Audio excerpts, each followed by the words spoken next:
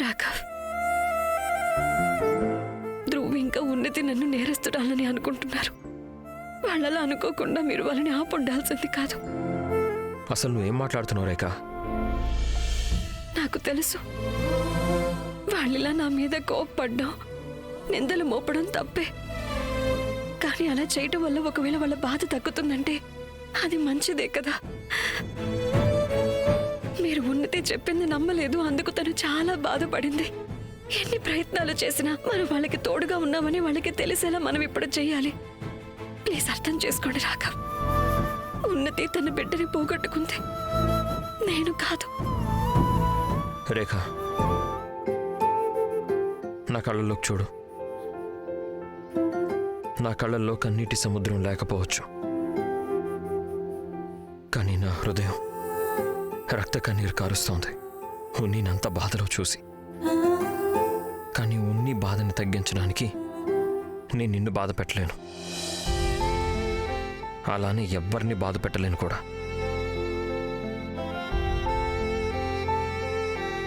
మీకెంత నమ్మకం ఎందుకు? అందులో నా తప్పేమీ లేదు అని. నిజానికి నేను కూడా తనతో ఆటలాడాను కదా, చివరికి తన చెయ్యి కూడా వదిలేశాను. రేఖ,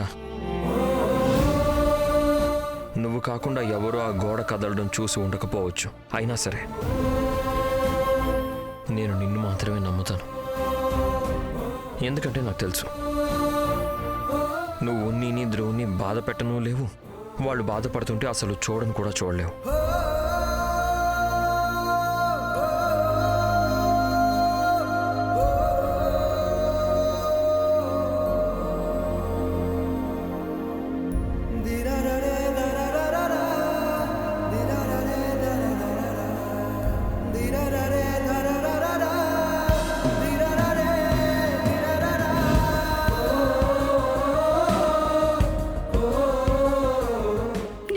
నమ్ముతాను, ఒకవేళ మనకెవరి మీద నమ్మకం ఉంటుందో వాళ్ళకి తోడుగా నిలబడితే అప్పుడు దుర్గమ్మ తల్లి మనకి దారి చూపిస్తుందంటారు. మన నమ్మకం బలపడేలా చేస్తారు. మనుషుల మీద, భగవంతుడి మీద కూడా. మీరు చూస్తుండండి, ఈ దుర్గమ్మ తల్లి మనకి కూడా ఈ సమస్య నుంచి బయటపడే దారి ఏదో ఒకటి చూపిస్తారు.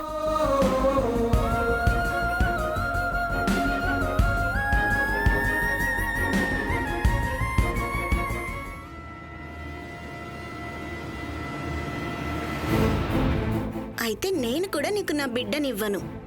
నా బేబీ ఇంకా నేను బోలెడని కబుర్లు చెప్పుకుంటాం. అరే, హాస్పిటల్ వచ్చేసింది, ఇంకా తన్నటం ఆపే బంగారం. బీపీ, హార్ట్ రేట్, వైటల్స్ అన్నీ నార్మల్గా ఉన్నాయి. ఇప్పుడు తను హాస్పిటల్లో ఉండాల్సిన అవసరం లేదు. మీరు తనని మీతో పాటు ఇంటికి తీసుకువెళ్ళొచ్చు. డాక్టర్ గారు, మీరు మాకు చేసిన సహాయానికి మేము మీ రుణం ఎప్పటికీ తీర్చుకోలేం. జాగ్రత్తగా ఉండు. ధ్రువ, నువ్వు బయటికి వెళ్ళి ఆ డిశ్చార్జ్ ఫార్మాలిటీస్ పూర్తి చేసేయచ్చు కదా. అప్పుడు వరకు నేను ఉన్నతిని ఇంటికి తీసుకెళ్ళడానికి తయారు చేస్తాను. అలాగే నేను ఆ పని చేస్తాను.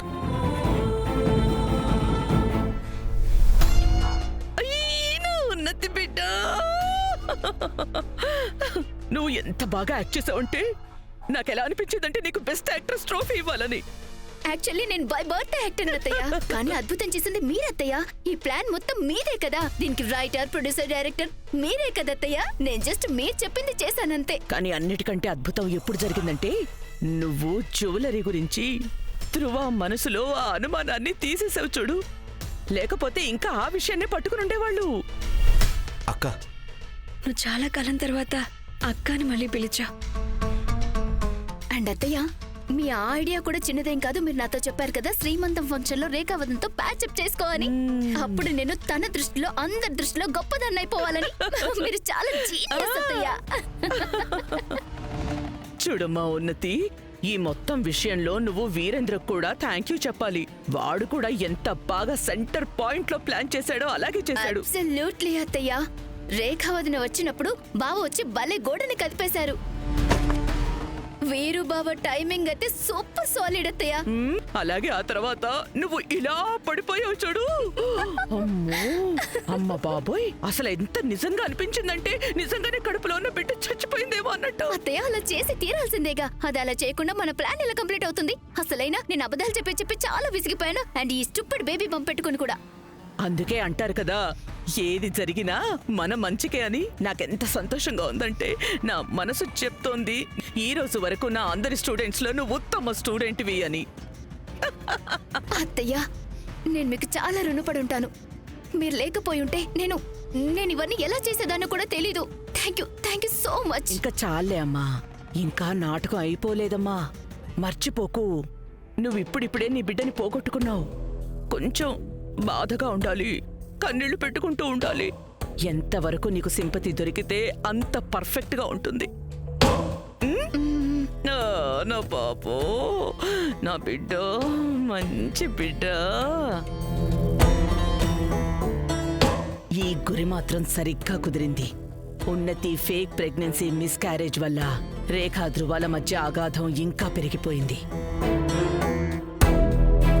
అన్న, ఈ డాక్టర్ సునీత ఎక్కడుంటారు? అదిగో అక్కడ మేడం. సరే.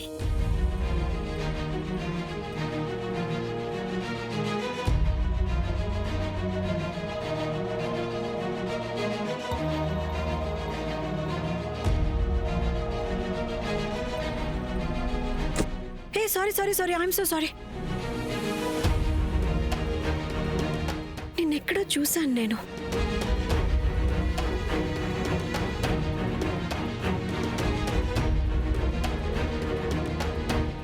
నువ్వు ఉన్నతి ఫ్రెండ్ కదా బబ్లీ? సరిగ్గా చెప్పారు వదినా. నువ్వు ప్రెగ్నెంట్ వేనా? అవును, కానీ చాలా పెద్ద కథ. ఎప్పుడైనా టైం చూసుకొని చెప్తాను. కానీ నువ్వు ఇక్కడ హాస్పిటల్లో ఏం చేస్తున్నావు? నువ్వు ఉన్నతి ఫ్రెండ్వి కదా, సో నేను నీకు చెప్తాను. ఏం చెప్పొచ్చు? అది ఉన్నతి తన బిడ్డని పోగొట్టుకుంది. ఏంటి? నీకు బిడ్డ కావాలి కదా, ఎందుకంటే నువ్వు తల్లి అవ్వాలనుకుంటున్నావు. సరే బబ్లీ, నేను ఇంక వెళ్తాను. రాఘవ్ పార్కింగ్ లో నా కోసం వెయిట్ చేస్తున్నారు.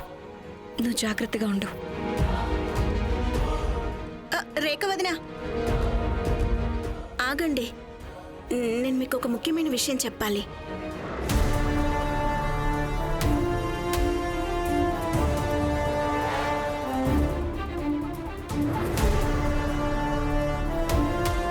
ఏ విషయం? అది ఉన్నతి గురించే.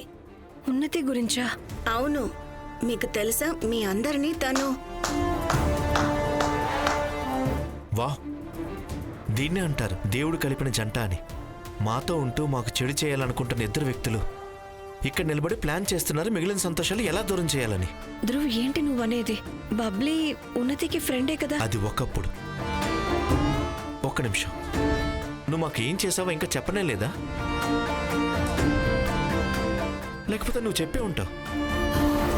కానీ అదేంటంటే, కొంతమందికి అబద్ధాలు చెప్పడం ఎంత మామూలు విషయం అంటే వాళ్ళకి చిన్న చితక అబద్ధాలు అసలు పట్టించుకోరేమో.